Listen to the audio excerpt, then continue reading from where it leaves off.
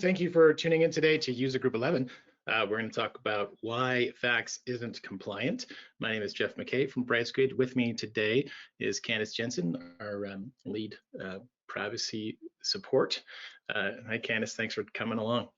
Hey, Jeff. Thanks for having me. Awesome. So hot topic today. We've got a lot of people interested in this one. This is actually something that came up in our privacy conference that we did at the end of January. So people were asking, hey, why isn't Fax compliant? Because it's something that we say a lot. And the answer is a bit complicated. So we'll go through that. We'll talk about technology-wise. We'll talk about the convenience of Fax, or really the inconvenience of Fax. We'll talk about breaches caused by Fax. We'll talk about compliant Fax processes. Using Fax is not compliant on its own, and Candice will explain a lot of that. We'll do a quick demonstration, hopefully, about some of the ways that you can use secure mail instead of Fax, or the features that you can use of secure mail instead of Fax, because you can replace probably most of your faxing with secure mail, if not all. So the technology is very old. Faxing was invented, or the electronic printing telegraph was invented in 1843, and you can see that little guy there on the right, Napoleon, actually saw a demonstration of that technology. So you've got a connection to Napoleon every time you press the send button on your fax machine. It was never built for privacy compliance, much like email, and I'm thinking we'll probably talk about email next month. It was never built to protect patient privacy. Fax was not built for healthcare. It was not built for anything to do with compliance. It was built to get a document from one side to the other. And when I used to work in telecom, and I mention this every couple months, I knew a lot of people who were telecom developers, and for some reason, a lot of them were previously spies, because they knew how to use the telecom system, how to break into the telecom system and listen to conversations. And what they told me is, Jeff, if I have a set of alligator clips, I can connect to any phone line going into any building and get that information. Nowadays, with digitization, a lot of that is traveling across the internet, and it's open and it's unsecured and it's accessible. So it's not something that you can trust on its own to be secure and compliant. A lot of times, the information that travels through a telecom provider is stored on their servers. Again, it's not treated like healthcare information. It's treated like an image of fax, just what it is, data traveling across an open network. Similar to eFax, there's some of that happening. What we see is a little more than 50% of clinics say they're still just using paper fax. It might be a little bit higher than that, actually. But eFax, if it arrives in an email inbox, now you're using email, and you're subject to all of the problems with email that you would exist or you would expect otherwise. Things like it's now available to your email provider. It's used maybe for marketing purposes. They might read that. It's accessible to hackers. Anybody who can access your email can access that message as well now, as well as other risks like ransomware and stuff that can be inserted. There was a case a couple of years ago called Faxploit, when people identified a way to attach a virus into a fax file during transmission. And when it arrives in your fax machine, most offices nowadays don't have a dedicated fax machine. They have a machine that's a printer and a scanner, and it's connected to your network. So if that device catches a virus, that's going to spread pretty quickly. So that's kind of another thing that we warn people about. That most of the time has been patched. Candice, you can correct me if I'm wrong, but I'm pretty sure that most fax manufacturers quickly sent out a software or hardware patch for that eliminates that vulnerability, but we can expect it to come back potentially as hackers look for ways to get around that again. The other thing about fax is fax receipt notification does not ensure a message is read. So you get a notice back that says this fax was delivered. That doesn't mean that somebody got it. We know lots of cases where faxes sat on fax machines for weeks and weeks and weeks because the office was closed for whatever reason, and the people who sent it said, I did my job, my fax was sent.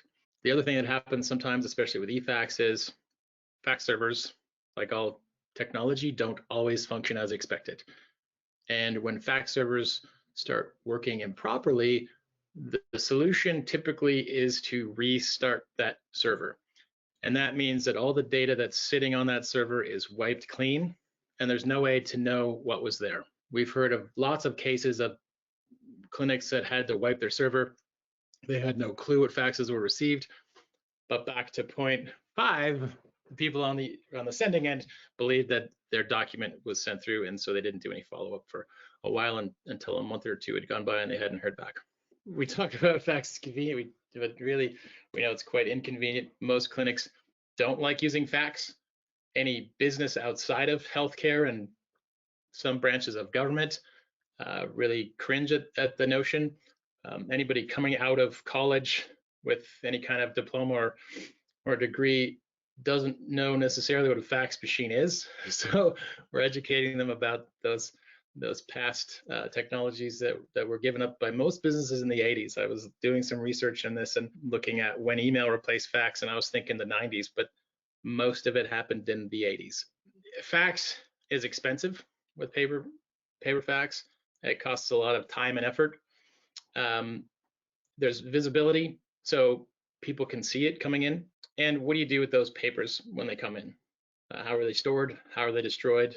Are you doing it in compliance? 80% of clinics using paper fax scan paper records back into the patient chart. Probably at the other end of them, when they were sent from, they were printed from a digital file. So we're causing a lot of extra cost. We're causing a lot of extra work, taking things that were digital, making them physical, making them digital, transmit them, making them paper, physical again, and then making them digital. That's way too many transitions. We can just send them as a digital file and use it that way. We hear 10% or more of faxes need to be resent. If you're sending to a busy specialist clinic, for example, there's a chance their fax machine is pretty busy all the time, and you might have to resend that because it can't go through the first send. You can't use it with patients. So fax, what's interesting about it is that it's a mode of communication that can only be used with one aspect of your communication. So if you're communicating with other clinics, some of them you can send fax to, but your patients absolutely can't receive a fax. None of us have fax machines at home anymore. And more partners in the circle of care are dropping fax. There's a large healthcare network that we work with in Ontario, for example, that did a lot of work with the school system in their region. And the school system said, we don't use fax anymore.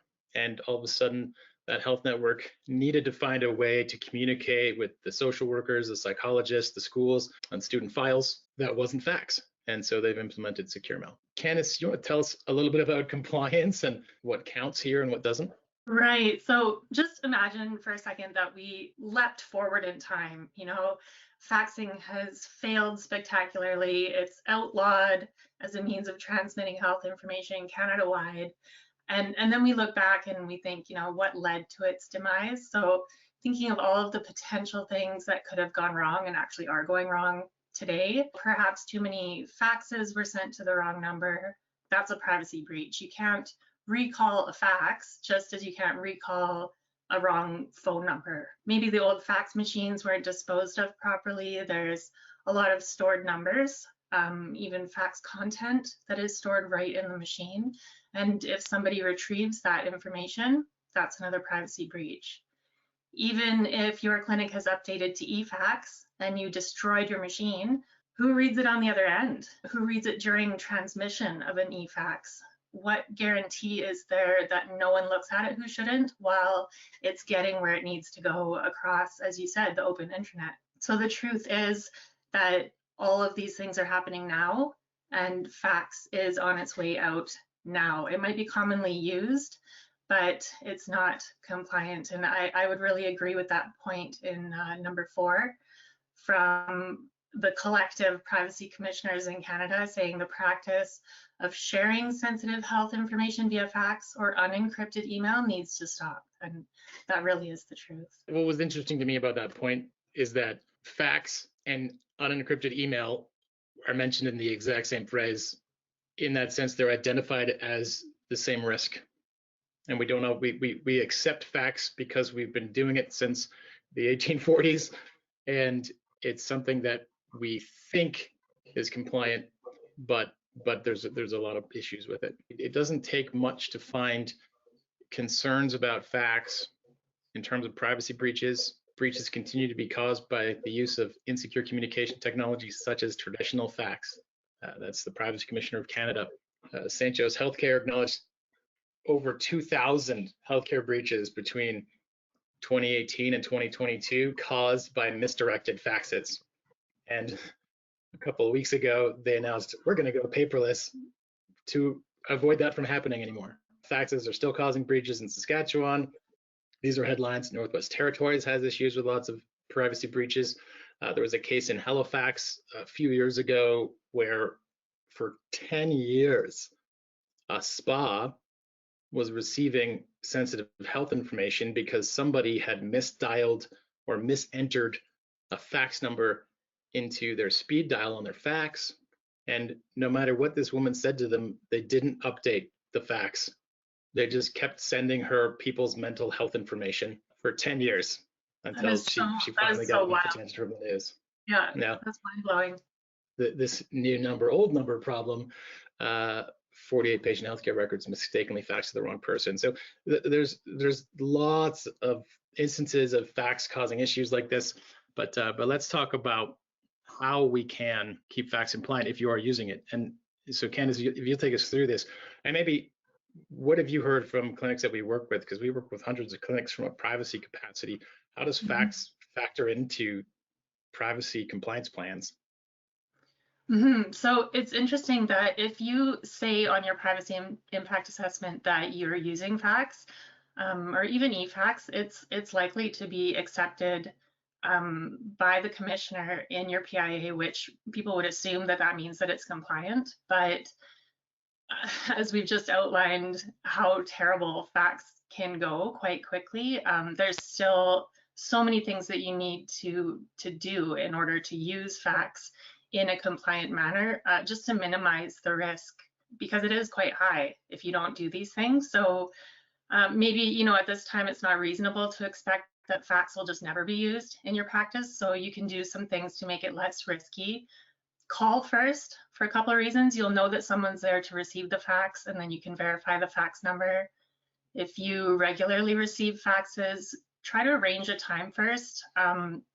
We wouldn't want, the cleaning staff at night or somebody else who happens to be there as a contractor to pick up a fax off of the tray and read about someone's financial information or prescription renewal. Along those lines, have your machine, if it is a physical machine, have it in a secure location, not in a hallway or anywhere that members of the public would ever access it. You also want to call after a fax to make sure that they got it on the other end. Update your contacts if you ever get a new number. Destroy any paper faxes after they've been uploaded. So that means shredding it with a crosscut shredder, or if you have a third-party shredding company, you would put it in your secure shredding bin, never in the recycling bin. And also, if you are destroying a machine, make sure that you wipe the memory. Don't just drop it off at the dump. That's an important part that most people aren't aware of. When we talk about office equipment, we don't think about them as computers. We don't think about our printers. We don't think about our scanners and fax machines, which are, as I said, are likely the same device as a computer, but they all have a hard drive and they all have a memory. And so they remember all of those images that have come through that they've produced. And so sending it to the dump is a big risk because that hard drive can be accessed, reclaimed and accessed. Or if you're leasing equipment, a lot of times that equipment might be released out to somebody else and they could have access to that information as well. So that's something that people don't really think about, and there have been breaches in the past where that information has been recovered and accessed. Quickly, we talk a lot about administrative simplicity. That's really one of the major uses of Brightsquid services. 90% of top SecureMail users replace fax with SecureMail. So 90% of their faxes are switched over to SecureMail messages. We do have clinics that say, if other clinics that we refer to or receive referrals from refuse to upgrade, to update, and leave the 1840s behind, they fall to the bottom of the communication pile because it's more difficult. It costs more money. It costs more time for staff to go through the process of executing those communications. Leaving fax behind helps reduce clinic consumable cost. I've talked to clinics who, in doing that, have saved hundreds every month. We also eliminate repetitive and time-consuming work for staff. So if you've tuned into or watched a recording of Staff Satisfaction User Group, you know that doing this kind of thing over and over again is just bad for morale. It's bad for satisfaction. It actually creates stress doing repetitive tasks over and over again like this. So it's something that you want to try and avoid to help just even the clinic be a better place to work. We help prevent privacy breach investigations. What's difficult is if you send a message to the wrong place, you might not know right away. There's no way to recall that message. You have to reach out to whoever has that number. You have to find out if you can reach out to whoever has that number. If you just misdial the number, you don't know where it belongs and you can't find it on the internet. There's not much you can do. Using secure mail, you can easily reference what was sent. So with fax, there's not always a record that's recorded. Someone might forget to say, I sent this fax to this person. With secure mail, you can just look in your sent box and see what's gone out and who sent it and if it was read. And talking back to what we said about patients not having fax machines, this helps standardize your communications. It helps give you one channel versus a few. We can reduce one way that you reach out to other organizations by eliminating that one strand that you use only with a certain portion of your communications. So with that, I know Mark is online waiting anxiously here to take us through a quick demonstration. Waiting patiently, Jeff. I know, as always, Mark, and I appreciate your patience. So take us through a little bit, because some of the things with fax and secure mail, the difference is, some people say, well, I have to use fax because other clinics don't have a secure mail account. You can invite them. So Mark's going to show us quickly how to do that. And the other thing is attachments that really make a difference. And I mentioned read receipts and message recall from a privacy standpoint are really important features of your secure mail account. So Mark, take it away, please. Yeah, so like Jeff and Candice have been saying, the arguments and the reasons to get off fax, I'm not going to spend any more time on. I think they've articulated that really well. But I want to show you how you can approximate all the things that you're used to with traditional old-fashioned fax machines with secure mail. So the first thing, which Jeff just mentioned, is, of course, not everyone has a secure mail account yet. As I often like to say, there's two kinds of people in the world, those that already have Brightsquid secure mail accounts and those that haven't been invited yet. And the numbers are shifting. So as a subscriber to Secure Mail, I can invite anyone to join Secure Mail to communicate with me at no charge. So because I'm a subscriber, anyone that I invite to the system, first and foremost, will never charge them a penny to read a message that you've sent to them, never ever. And they can respond back to you up to 10 times a month, also at no charge. If they start using it more regularly than that, then of course we'd like them to get their own subscription, but 10 a month gives them enough leeway that they can send responses and have conversations with you just to try the service out. Now, a lot of you that have been using Secure Mail for some time, you probably already know these functionalities, but let me show you. When I am sending a message to someone, of course, I'll click on the big green compose button. It's always green for go. And when I go to address a message, as with regular old-fashioned email or fax, I would put the recipient's information in the address field, or the to field, if you like. If I put in the address of someone who I've communicated with recently, let's see here, I would get a search result that shows me a recent contact. So if I put in someone's name like that I communicate with all the time, like Jeff or Candice, for example, they just pop up automatically. But in my case, I'm going to send a message to someone who's never used Secure Mail before. And to do that, I need to send an invitation to their traditional old-fashioned email address. So I'm going to use jeff@brightsquid.com. Now, Jeff, of course, does have a Brightsquid account. You know what? I'm going to use a different account. I'm going to use Jeff's personal email address. I think this is it. This is just testing anyway, so I'm not too worried about it. So when I type in Jeff's email address here, which I just made up, you'll notice that it says no match in recent contacts, continue. So he's not on my buddy list, not someone I've spoken to recently or sent a message to recently. But when I click the continue button, our service reaches out and searches the entire Brightsquid community of lots of people. I was going to say millions or billions, but I didn't want to get caught exaggerating, but there's a lot.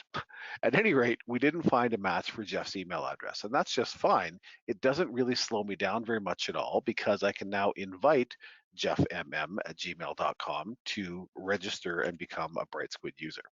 So I click the big blue button, and when I'm inviting someone, I need to categorize them into what type of communication partner they are. And broadly speaking, there's patients, colleagues within my practice, so a coworker, for example, or a colleague at another practice, someone I'm referring to or consulting with. So for the purposes of today's conversation, we're talking about colleagues at another practice. So let's select that. I certify that I've got the right address in there, and I add them. That's it. That's the whole invitation process from soup to nuts. Everything else that I'm going to do is identical to traditional email. And of course, I can type in the address or the subject line up here. I can attach files and I can type the body of the message. But oh my goodness, who has time for all that? I'm going to use a template that has pre-deployed the message that I want to send to Jeff.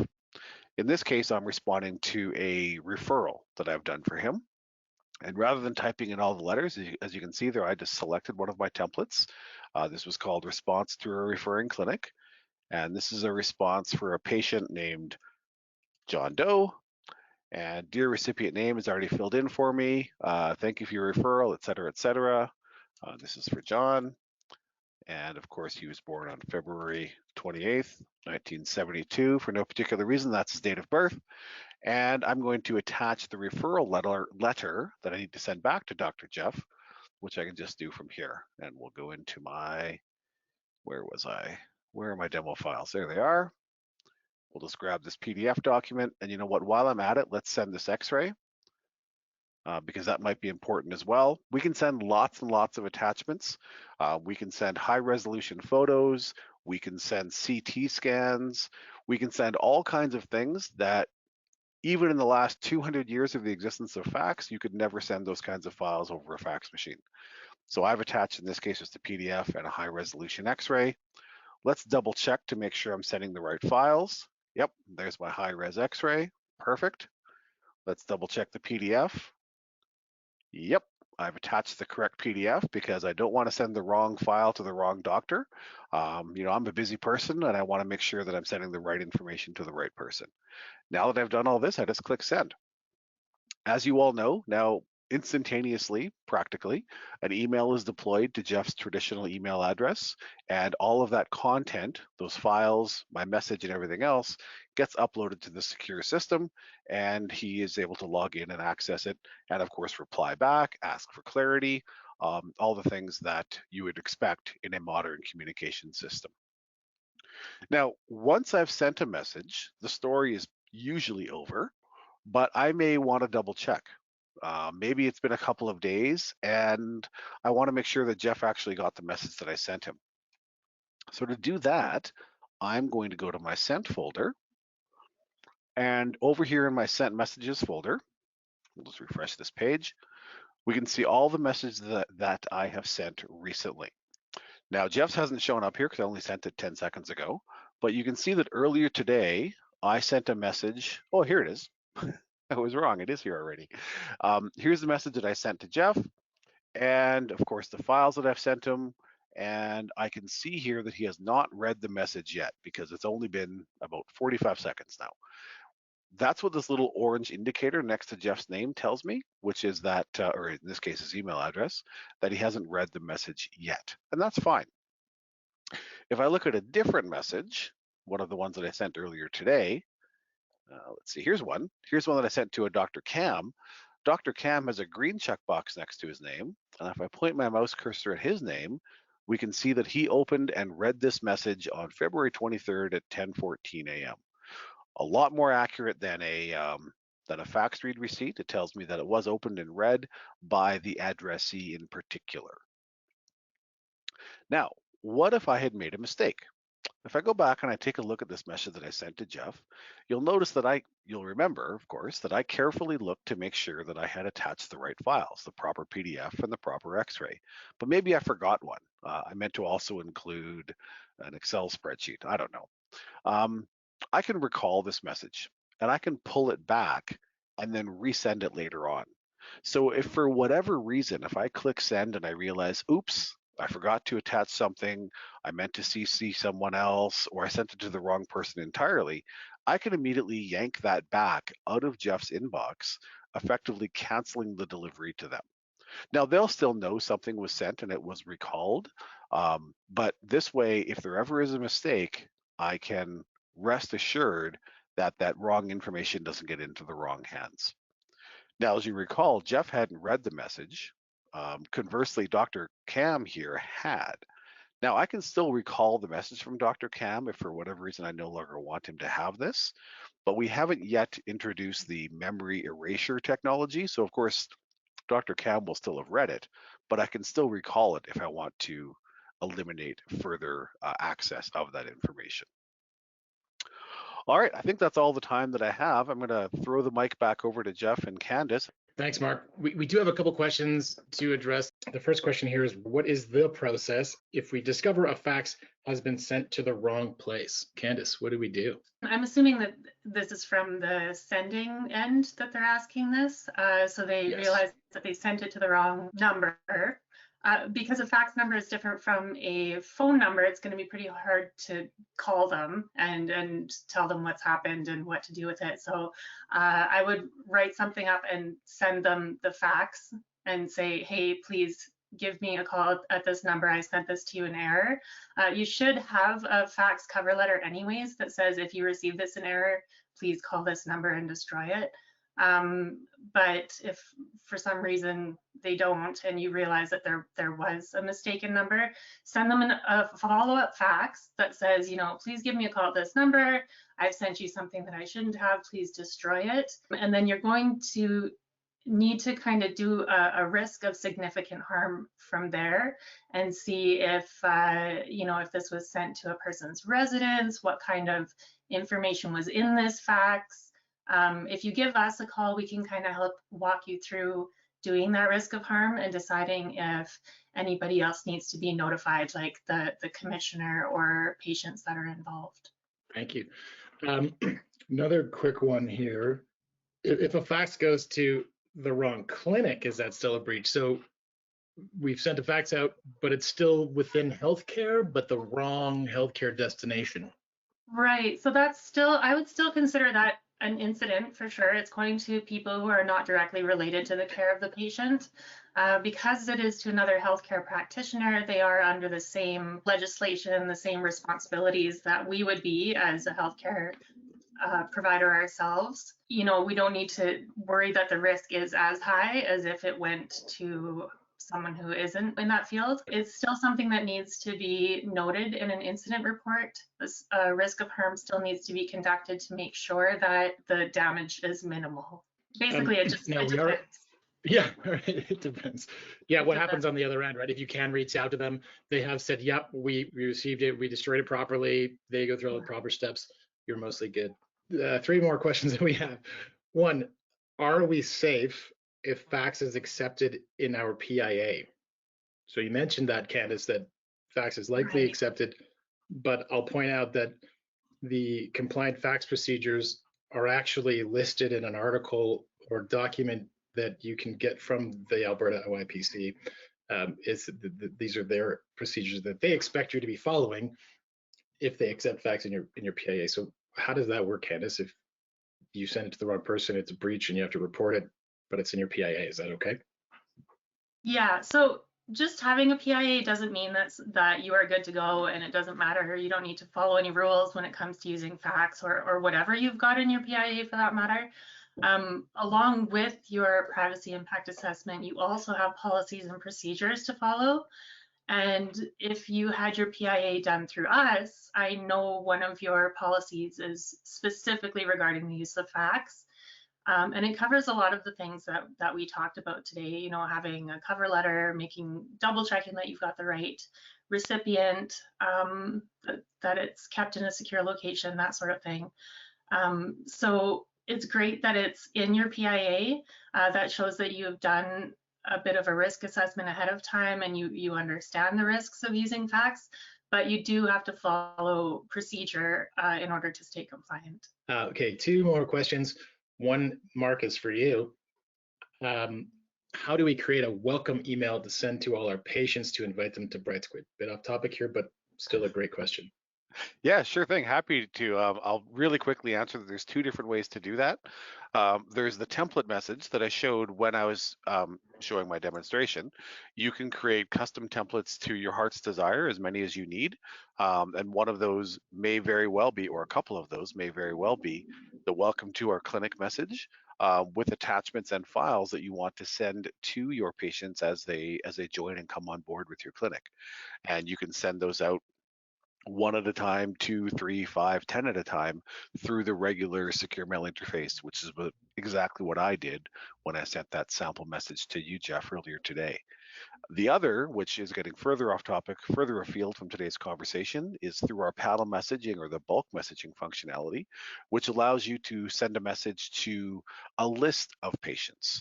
Like I said, in Secure Mail, you can easily address 1 to 10 at a time, but with a list of 100, 200, 1,000 at a time, you can send a message to a very, very large group of people.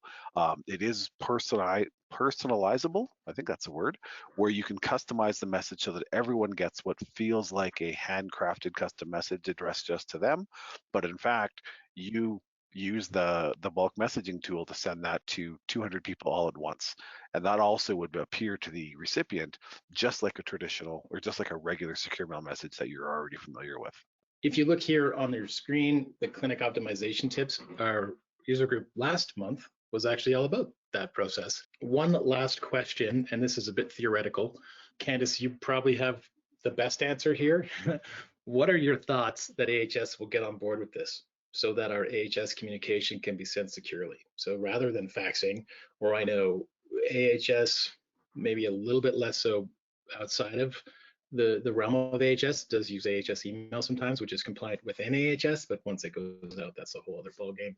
So have you heard anything about that, Candice? I know we've talked to AHS about implementing secure mail.